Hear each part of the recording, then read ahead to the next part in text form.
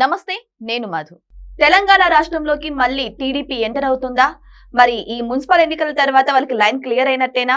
మరి ఎందుకు ఈ సూచనలు వినిపిస్తున్నాయి? ఈ రోజు మనం తెలుసుకుందాం. ప్రస్తుతం మనతో పాటు ఉన్నారు సీనియర్ జర్నలిస్ట్ సిఎస్ రావు గారు. వారిని అడిగి మరిన్ని విషయాలను తెలుసుకుందాం. నమస్కారం సార్. సార్, నిజంగానే తెలంగాణలోకి మళ్ళీ టీడీపీ ఎంటర్ అవబోతుందా సార్? మరి మున్సిపల్ ఎలక్షన్స్ తర్వాత వారికి లైన్ క్లియర్ అయినట్టు కొన్ని సూచనలు వస్తున్నాయి. అసలు ఏం జరిగింది సార్? ఇప్పుడు మున్సిపల్ ఎన్నికల ఫలితాలను చూస్తే అబ్జర్వ్ చేస్తే కనుక అనివార్యంగా తెలుగుదేశం పార్టీ ఎంటర్ అయ్యే అవకాశం ఉంది అనేది అర్థం అవుతుంది. ఎందుకంటే రాజకీయ శూన్యత ఏదైతే ఉంటుందో ఆ రాజకీయ శూన్యత ఉన్నప్పుడు ఏ రాజకీయ పార్టీ అయినా కానీ ఎంటర్ అవుతుంది. సమయం సందర్భం చూసుకొని సరైనటువంటి సమయంలో సరైనటువంటి నిర్ణయం చంద్రబాబు నాయుడు గారు తీసుకుంటారు. ఇది తెలుగుదేశం పార్టీ క్యాడర్కి తెలుసు, తెలుగుదేశం పార్టీ లీడర్కి తెలుసు, రాజకీయంగా ఉండేటువంటి ప్రత్యర్థులకు కూడా తెలుసు. ఇప్పుడు మున్సిపల్ ఎలక్షన్ ఫలితాలు కనుక చూస్తే కాంగ్రెస్ పార్టీ టాప్లో ఉంది. సెకండ్ ప్లేస్లో బీఆర్ఎస్ పార్టీ ఉంది. థర్డ్ ప్లేస్లో బీజేపీ ఉంది. ఫస్ట్ ప్లేస్కి సెకండ్ ప్లేస్కి గ్యాప్ చాలా ఉంది. సెకండ్ ప్లేస్కి థర్డ్ ప్లేస్కి ఇంకా ఎక్కువ గ్యాప్ ఉంది. అంటే రాజకీయ శూన్యత చాలా క్లియర్గా కనిపిస్తుంది ఇక్కడ. ఆ రాజకీయ శూన్యత ఎందుకు వచ్చింది అని అంటే పబ్లిక్ ప్రజల నుంచి పూర్తి విశ్వాసం కోల్పోయినటువంటి పార్టీగా ఇప్పుడు బీజేపీ కనిపిస్తుంది, అలాగే బీఆర్ఎస్ పార్టీ కనిపిస్తుంది. సరే, కాంగ్రెస్ పార్టీ అధికారంలో ఉంది. కాంగ్రెస్ పార్టీ అది సాధించాల్సినటువంటి మున్సిపాలిటీలను సాధించగలిగింది. మరి ఈ రెండు పార్టీలు ఎందుకు సమాజంలో తెలంగాణ సమాజం యొక్క మద్దతును కూడగట్టుకోలేకపోతున్నాయి అని అంటే ఈ రెండు పార్టీలు ఒకటే అనేటువంటిది బాగా వెళ్ళిపోయింది సమాజంలోకి. ఏది నీకు ప్రచారం కాంగ్రెస్ పార్టీ చేసింది, కానీ బీఆర్ఎస్ పార్టీ ఏం చెప్తుంది? బీజేపీ కాంగ్రెస్ ఒకటే అని చెబుతుంది, కానీ అది నమ్మశక్యంగా అనిపించట్లా. సో దాంతో ఈ రెండు పార్టీలు ఒకటే దాగుడు మూతలు ఆడుతున్నాయి, చీకటి గేమ్ ఆడుతున్నాయి అనేటువంటిది తెలంగాణ సమాజంలో బాగా వెళ్ళిపోయింది. ఇలాంటి పరిస్థితుల్లో బీజేపీ వాళ్ళు ఏం స్టాండ్ తీసుకోవాలి? వాళ్ళు రాబోయే రోజుల్లో అధికారంలో రావాలని అంటే సింగిల్గా వచ్చే పరిస్థితి లేదు బీజేపీ ఇవాళ ఫలితాలను బట్టి చూస్తే. మరి కూటమితో రావాలి కదా, కూటమితో వస్తేనే అవకాశం ఉంటుంది. ఎందుకు ఉంటుంది అని అంటే ఇవాళ కూడా తెలుగుదేశం పార్టీకి తెలంగాణలో ఓట్ బ్యాంక్ ఉంది. అలాగే బీఆర్ఎస్ పార్టీలో ఉండేటువంటి లీడర్లు తెలుగుదేశం పార్టీ పూర్వపు లీడర్లు, అలాగే జనసేనకు సంబంధించినటువంటి ఇక్కడ అభిమానులు ఉన్నారు, పవన్ కళ్యాణ్ అభిమానులు. So BJP, Telugu Desam party, Janasena మూడు కలిపి కూటమి కనుక తెలంగాణలోకి ఎంటర్ అయితే బీఆర్ఎస్ పార్టీ సగం ఖాళీ అవుతుంది, సగానికి పైగా ఖాళీ అవుతుంది అనేది లోకల్ గా ఉండేటువంటి లీడర్లు కూడా ఎక్స్పెక్ట్ చేస్తున్నారు. ఈ మున్సిపల్ ఎలక్షన్ లో కూడా టీడీపీ ఒక చోట ఏదో విజయం సాధించినట్టుంది. ఖమ్మంలో విజయం సాధించింది పార్టీ. అసలు ఏమి ప్రాధాన్యత లేకపోయినప్పటికీ, ఇక్కడ పట్టించుకోకపోయినప్పటికీ విజయం సాధించింది. అందుకే ఇప్పుడు తెలుగుదేశం పార్టీకి బలం ఎక్కడుంది తెలంగాణలో అంటే గ్రేటర్ హైదరాబాద్లో దాదాపు 30-35 స్థానాలు ఉన్నాయి, అసెంబ్లీ స్థానాలు. ఖమ్మం సాలిడ్గా ఉంటుంది. ఖమ్మం జిల్లా, నల్గొండ జిల్లా 60% ఉంటుంది, మహబూబ్నగర్ జిల్లా ఒక 30% ఉంటుంది, ఆదిలాబాద్ ఒక 20-25% ఉంటుంది, నిజామాబాద్ ఒక 30-40% ఉంటుంది. మరి తెలుగుదేశం పార్టీకి ఎంత బలం ఉన్నప్పుడు బీజేపీ కలుపుకొని కనుక పోతే అధికారంలోకి వస్తుంది. సో బీజేపీ ఇనిషియేటివ్ తీసుకోవాలి. బీజేపీ నిజంగా అధికారంలో రావాలనుకుంటే తెలుగుదేశం పార్టీని, జనసేనని ఇక్కడ ఏదైతే ఆంధ్రప్రదేశ్లో ఉందో అదే కూటమి ఇక్కడ పనిచేయాలి. అప్పుడు కింగ్ అయ్యేటువంటి అవకాశం ఉంది, లేదంటే అధికారంలోకి వచ్చే అవకాశం. కానీ ఇక్కడ జరుగుతుంది ఏంది? బీజేపీ అలాగే బీఆర్ఎస్ పార్టీ మధ్య దాగుడు మూతలు నడుస్తున్నాయి. ఆ దాగుడు మూతలు ఏంటనేది అది ఢిల్లీ వాళ్ళకి తెలియాలి, బీఆర్ఎస్ పార్టీ వాళ్ళకి తెలియాలి. బీఆర్ఎస్ పార్టీని మెర్జీ చేయబోతున్నారు బీజేపీలో అనేది ఒకటి బలంగా అనిపిస్తుంది. కవిత గారు చెప్పారు, అలాగే సీఎం రమేష్ బీజేపీ నేత ఆయనే చెప్పారు. సరే, బీఆర్ఎస్ పార్టీని మెర్జీ చేస్తారు అనేటువంటి కమిట్మెంట్ ఏమైనా బీజేపీకి బీఆర్ఎస్ పార్టీ ఇచ్చిందా? అందుకే వాళ్ళకై వాళ్ళు ఉన్నటువంటి బలాన్ని తగ్గించుకుంటున్నారా బీజేపీ వాళ్ళు అనేటువంటి చర్చ కూడా ఉంది.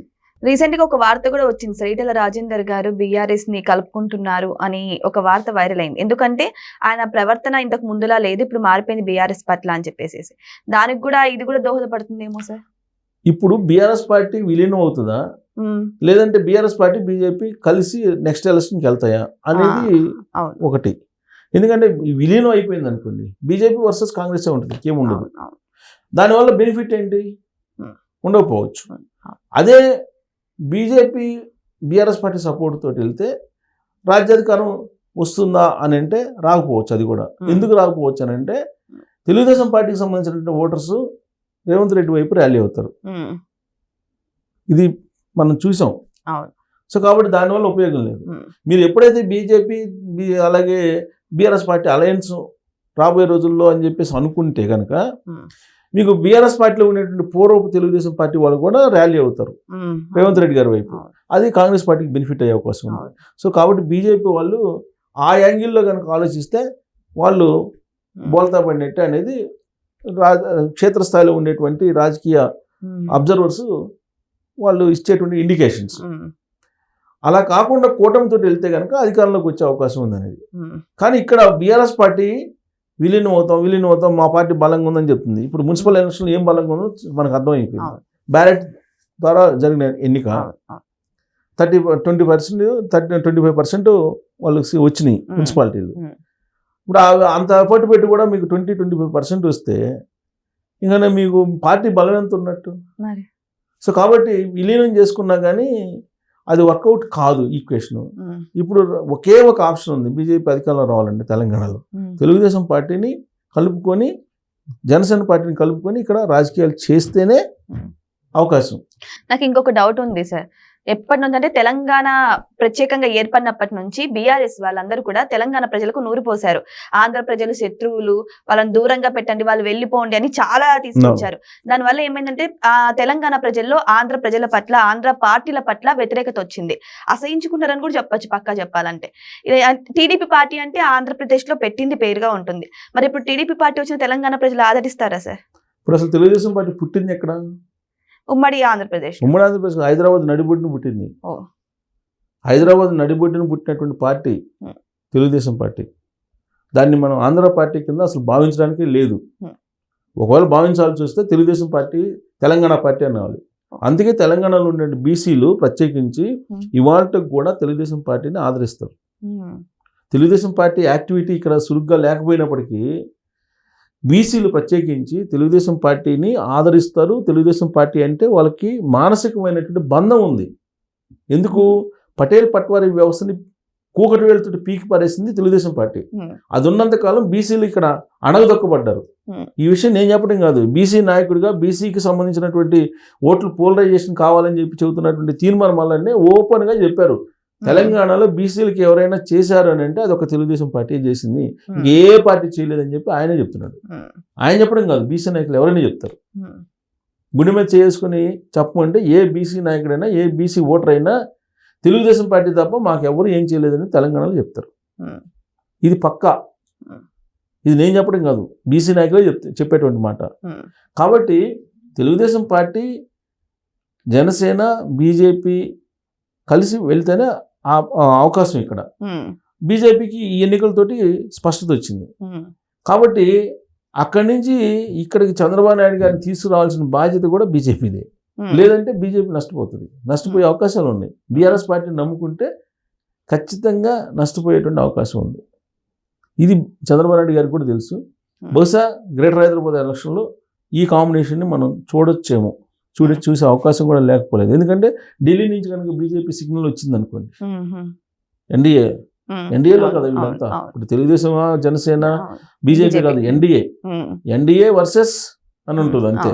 సో ఎన్డీఏ ఇక్కడ కూడా రావాలా వద్దా, ఎన్డీఏలో ఎలా ఈక్వేషన్ చేయాలి అనేది ఢిల్లీ నుంచి కొంత డిస్కషన్ జరిగింది. చంద్రబాబు నాయుడు గారితో కనుక అలాంటి సంకేతాలు ఇస్తే చంద్రబాబు నాయుడు గారు వన్స్ ఇక్కడ ఎంటర్ అయితే మొత్తం సినారియో మారిపోయే అవకాశం ఉంది. ఈ ఎన్నికల ఫలితాలు చూసిన తర్వాత ఖచ్చితంగా బీజేపీ వాళ్ళు చంద్రబాబు నాయుడు గారిని తెలంగాణలో దింపేటువంటి అవకాశం లేకపోలేదు. సో జరుగుతున్న పరిణామాలు చూస్తుంటే ఖచ్చితంగా టీడీపీ అయితే తెలంగాణకు వస్తుందని మాత్రం తెలుస్తోంది. బట్ అది కూటమిగానా లేకపోతే సింగిల్ గానా అనేది మాత్రం ఇంకా క్లారిటీ లేదు. మరి వెయిట్ చేసి చూద్దాం మరి పరిణామాలు ఎలా సంతరించుకుంటాయి అనేది. Thank you so much. Thank you.